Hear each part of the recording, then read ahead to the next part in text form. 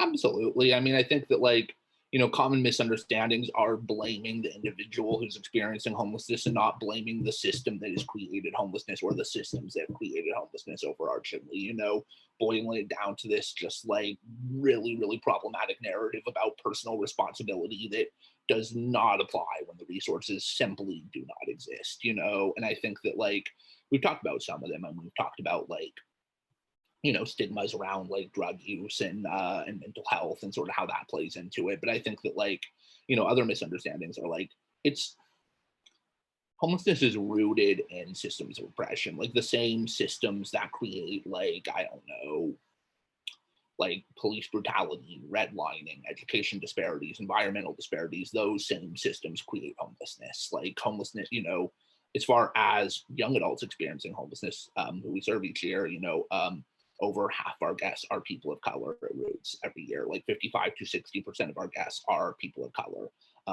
Over a third of our guests, 35 to 40% of our guests are LGBTQ plus identified.